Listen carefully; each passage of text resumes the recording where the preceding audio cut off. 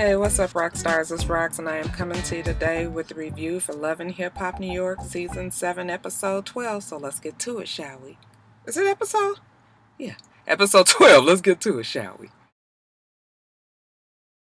Coming off of the miscarriage, or it's not really a miscarriage, the loss of pregnancy that Remy and Pap had last week. Pap is now trying to deal with the aftermath. He feels really bad and he's not quite sure how to process his feelings, so he has thrown himself into work. His mom and his daughter know that something is wrong, so they meet him at the studio. Side note, Pap really should think about getting back into rap. He has a really good rap voice and flow. I mean, I know I'm old and shit, but I mean, I was listening to him and I've actually heard him a few times, and then I was just like, what song did he have? Why do I know the name, but I don't really know what he did back then? Is it just because he was linked to Remy Ma, or what did y'all out there, my New York peeps? I know y'all know. Y'all tell me, put me up on game. Tell me a few of his songs so I can go and listen to him. But anyway, they come to the studio and they are asking how he's doing. He tells them, you know what, I'm really not good. I just feel bad. It was something that we both really wanted, and now, you know, was here today and then gone tomorrow. So it was just like, he can't really believe that it's happened like this. So they told him that they're there for both of them, but you know what, throwing yourself into work is really not how to handle it. You need to go home. You need to be with your wife. You guys need to be there for each other, because it is a traumatic loss, especially when it's something that you guys was building on, you know, and wanting for so long. So he realizes that they're right. So he goes home, and, you know, Remy Ma's kind of in this daze, like she still can't believe that she lost her baby that they were so excited about getting. And even while he's feeling bad, Remy Ma also feels guilty because, you know, as a woman, you want to be able to provide your husband with a child, and she's just upset that she can't do that. She's not sure if it's because she waited too long, or, you know, if it was other things, and he just tells her, listen, it's just really no way that you can tell, and don't beat yourself up about it, because that's just what happened, and nothing we can do about it. As long as we are here for each other, then we'll get through this. I love their relationship. He just seems like a good dude, and probably exactly what Remy needed when she got out of jail. You can tell that they really love each other. So I like their relationship on the show, and I'm glad that they haven't gotten involved in any of the other bullshit on it on here. Okay, yeah, Remy, Pap, y'all hold your heads up. I heard that she's going to be able to do in vitro, so hopefully that will work out for the both of them. Now, this girls' trip that Juju has gotten together, originally is just supposed to be Juju and Kimbella, and I'm supposing Yandy. Those are the people that she invited. She also invited, I believe, Jay. Jay is happy because she's away from Snoop. Kimbella is happy because she's at this beautiful resort with her girls, and Juju is there because she wants to promote her book, Secrets of a Jewel. I was just like, girl, you better use this fucking platform. Don't know how long Mona gonna keep you on this fucking show. So they're there and they're excited about seeing all that the resort would offer. Up walks Yandy, okay, and Yandy has Bianca with her, and Juju is just like, okay, why is Bianca here? Didn't really invite her, but whatever. Yandy's here, that's the most important thing. Okay, when Kimbella sees Yandy, she's pissed off because she's still mad about the shit that happened with Yandy and Jewels, and the fact that Yandy won't tell her what Jewels is doing when he is in her care. And she almost kind of seemed like she was a little salty that she had Bianca with her. Now, Yandy explains to us that she got Bianca there to work. Child, for the life of me, out the whole damn episode, I was trying to figure out what the fuck is exactly the work that she's supposed to be doing. Was she working in the studio? We sure didn't get none of that. Everything was just like, she's gonna be working here, and, you know, she brought her with her to do the work, and I was just like, okay, whatever. So Kimbella confronts Yandy. It was just like, how you gonna bring work on a girl's trip? And of course, Bianca says she felt bad because she's not really trying to come in between the girls. I mean, she here to do the work and enjoy the fucking vacation too, you know, so she ain't really trying to ripple no waters. But Kimbella looked like she just want to be mad. She tells her that Juju told her that she was mad about the whole thing about Jewel's schedule, and Yandy was like, but I told you that already. I was not going to be telling you anything about what Jewel's is doing. Kimbella then goes on to say something like that Jewel's is busy and she already knows that, and then Yandy said, yeah, but he already told me. It was the stupidest argument because I didn't really understand. I think maybe I missed something. So y'all, you know, just tell me what they was arguing about, because what was Yandy saying? He already told me that he was busy. Why are we arguing about that, child? probably just wanted something to be up there arguing about shit. That damn Kimbella look crazy if you ask me. Okay, she out here worried to death about fucking Jewels, and at least on the damn camera we see him back at home with the kids, and all he's doing is giving her praise and props of how great a mother she is and how hard a job it is and how he be working downstairs and he don't know what the fuck is going on upstairs, and now that he sees it, you know, he appreciates her even more. And then she out here worried to fuck to death about what the hell he doing. At least for the sake of the show, the nigga ain't doing nothing. You know, that's why I was like, she gonna run him off, y'all. She gonna run him off. And judging from my comments, there's plenty of you guys that will take him in.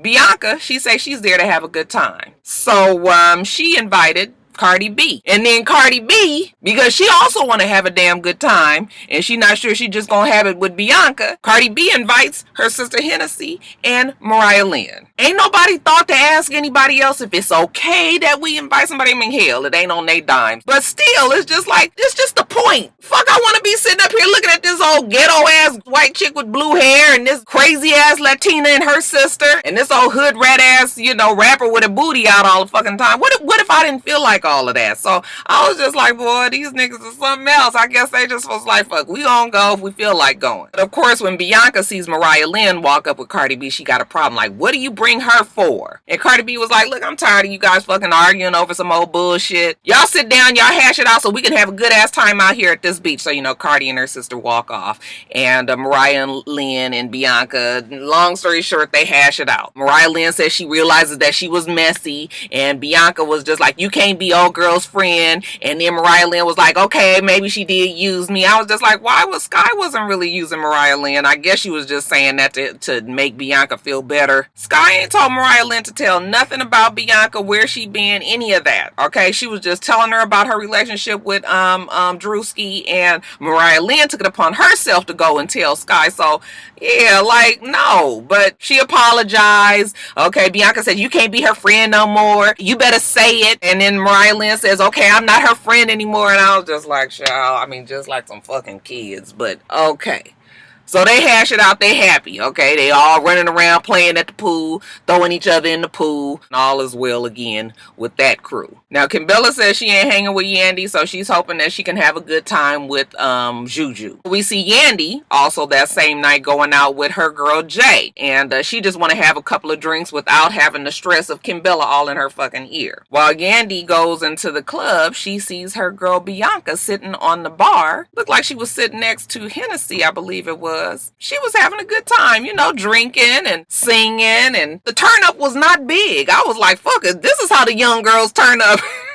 Y'all need to be with some old ass bitches. Boy, it ain't nothing like when you get with your girls and y'all ain't been out in a long damn time and everybody fucking stressed out. They got kids, they got a husband, work, bills. Honey, you ain't never seen a turn up like some old bitches that ain't been out in a long time. That's all I gotta say. But okay, whatever. She was sitting on the bar, and a very minimal, mild turn up, and Yandy was just like, I know that's not Bianca over there. So she goes over there and was just like, fuck you doing up there on that bar? You supposed to be working. And Bianca was like, I did do my work, and the work is over. So now I'm at the bar. You telling me that I can't have a good time at the bar? Everybody else that was there with her was just like, fuck is wrong with Yandy? I mean, I understand you got work to do and shit, but it ain't work time no more. She did what she needed to do. So I was just like, see, this is kind of, I can't stand motherfuckers that try to throw their weight around like that. Don't micromanage me. Tell me what the fuck you want me to do, and when I do it, then leave me the fuck alone. And that's how I am in my job, and thank God I have supervisors that are that way. Even when I supervised, I was that way, because it was just like, I felt like you get more out of somebody if you're not always hovering and shit. I was just looking at Yandy like, bitch,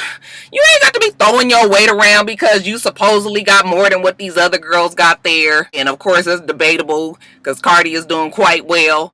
That scene got on my nerves, but Yandy usually does. Bianca, because she doesn't want to bite the hand that feeds her, you know, she brings it back down and she tells Yandy that she appreciates all that she's done for her, and that, you know, she's not going to take advantage of anything and not taking anything for granted and all that. She gonna work hard, so you ain't got to be like that. Okay, so whatever. That Yandy, ooh, she's special. Gonna say she knows what's best for Bianca's career and her life. Girl. Now the next day, Yandy decides to have this empowerment brunch. This bitch always want to have a fucking empowerment something. Y'all ever realize that she have all kind of empowerment things? You on fucking vacation. Sit your ass out there on the beach and eat something and call it a day. Okay, fuck. It was Yandy, Juju, Kimbella. They're gonna have the rest of the girls there later, but right now she and Kimbella got to get this handled. Okay, so they get into this conversation again with this shit about jewels, and then all of a sudden she starts crying. I was like, why is she crying? I know my emotional rock stars out there, y'all gonna explain it to me. You know, it's when you have a true bond with your friends and that you feel it so deeply that you start feeling like you're gonna cry and all that. Okay, I get all that, but really, this conversation, y'all doing all this crying, child, I can't. And the damn argument still was stupid. None of it made sense. Talking about this is what we do. Okay, we love each other. We fight hard and then we make up. And I was just like, I had to roll my eyes at that. Okay, then we had the rest of the girls join us. Jay, Cardi B, Hennessy, and Mariah Lynn, Bianca. They wanted to get into a discussion with Yandy about the way that she tried to check Bianca. They didn't feel like they was doing anything wrong. Mariah Lynn said she felt the shade from Yandy, but you know what? They're not going to get in their feelings about it because they all on vacation. Okay, so Bianca tries to lighten the moment. She said that they going to have a twerk contest. Kimbella get her old blown up ass up out there. You know, she just real plastic surgery looking, you know. It's just like a whole lot. She just don't look like her normal self. But anyway, she gets out there and, you know, Cardi B and, you know, and all the girls, and they run out to the water, and you think that that was it, that everybody is happy and all on one accord, right? Wrong. Because remember I told you that Juju had her book there for Secrets of a Jewel, right? Okay, well, she gave it to all of the girls for them to read, and you know, they all sit out at the beach, and you know, they hole up in different corners of the resort and they read the book. Everybody's enjoying it. It's juicy. A lot of sex, a lot of scandalous salaciousness and whatnots. And then we get to Yandy. Yandy's mad because she's like, I know good damn well this bitch ain't went and told a whole full story about my life in her book. It ain't told me shit. So she's like, I'm gonna have to go and confront her. And the bitch better come at me right, or else Harlem Yandy is gonna make a return. I was like, and who exactly is Harlem Yandy again, Yandy? What the fuck you gonna do, Yandy? You ain't gonna do shit. She sits down with Juju, okay, and the girls. Juju was like, you guys enjoying the book? And you know, Jay and all of them was like, yeah, we're really having a good time with it. It's really, really good, okay? And Yandy was just like, yeah, and you know what? I read a story in there that you wrote about me. And Juju was just like, what? And Yandy was just like, yeah, bitch, that was my story I told you about the person that made the secret Instagram page and was following us and stalking us and all of that. You don't remember me telling you nothing like that? Juju was like, first the fuck off. Don't come up in here and try to make this shit about you, okay? This is my book, and I wrote about all kind of things in there, nothing that has to pertain specifically to you. And if I was going to write about you, I would have told you that I was writing about you. Then Jay and them was trying to make it softer and was just like, you know what? I mean, I even could relate to a lot of shit in there. A lot of that stuff in there happened kind of to me too. So, I mean, I didn't feel like it was anything specific about me. Well, Yandy was just like, no, bitch, that was my story and you put it in your book. And Juju was just like, honey, let me tell you something, okay? I got a whole lot going on in my life. I've been with my same man all this time. We didn't have bullshit going with us. I don't know why you think that you so fucking important that I would be putting you and your story about you and Mendices in my damn book. Don't think so fucking highly of yourself, Yandy. You know what? I'm about to go. Because first the bitch bring Bianca here, and I ain't even told Bianca to come. Now she gonna sit up here and try to tell me that my book is about her. Girl, please. Juju leaves and was just like, later for you. And Kimbella tries to tell Yandy, you know what, you tripping. Ain't no reason why you had to do all of that. If she said the story ain't about you, then it's not about you. You know, Yandy sitting up there with the old poisonous frog looking at looking like, maybe I shouldn't have said that. You probably shouldn't have.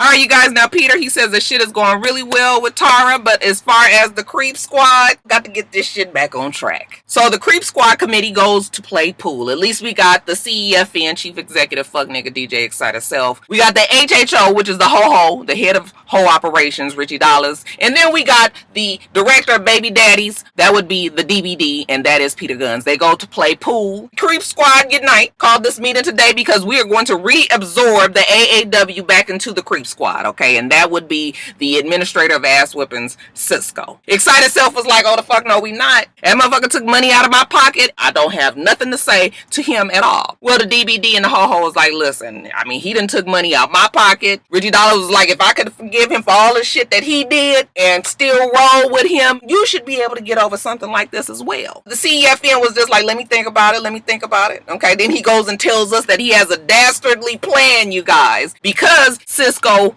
fucked with his money, tried to steal his artist from the Gwinnett team. He can't let shit like that happen without it being checked. So y'all set it up. They got Snoop there with him, and I guess they was trying to decide if they was gonna induct Snoop into the Creep Squad as well. However, Snoop has decided that she ain't trying to be up in this old low budget ass Creep Squad. Man, these fellas really got some issues in the bromance department. But a creep like me, I ain't got nothing to do with all that. She was like, shit, I just got out of my own bullshit. I ain't trying to get wrapped up with y'all. But, yeah, we got the Creep Squad. They are all happy. They gonna work this shit out. So, Excited Self took it upon himself to write Gwinnett on the side of fucking Cisco's car. And I don't give a fuck what is going on, bitch. If you write on the side of my car, it's gonna be some damn consequences and repercussions. All right, so the Creep Squad, they come back from wherever they were. They walking down the street, and, Excited Self, he is sitting up against the car. They see the car, and Cisco was just like, fuck is going on here? Did you write on the side of my car? Excited Self, yeah, you see what I did? He all excited. I said, yeah, he really is the COC, y'all. That damn Cisco was like, that's it. The AAW is back. He about to go and whoop his ass. Of course, Excited Self was like, oh, it ain't nothing.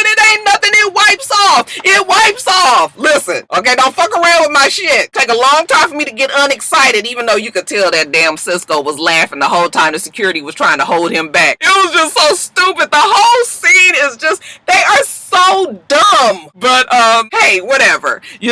Cisco, he realizes that he's been tripping. So he apologizes to the entire Creep Squad this time. I've been going through some shit in my life, personal, and I'm taking it out on y'all, and that's not what it is. So, I'm really, really sorry. And now that the Creep Squad has been reunified, the AAW checks for his Creep Squad members. Am I my brother's keepers, CEFN, HHO, and DBD? Yes, you are. I said, am I my brother's keepers, CEFN, DBD, and HHO? Yes, I am. Well, let's shout out the Creep Squad Creed. Creep Squad on 3. 1, 2, 3. Creep Squad.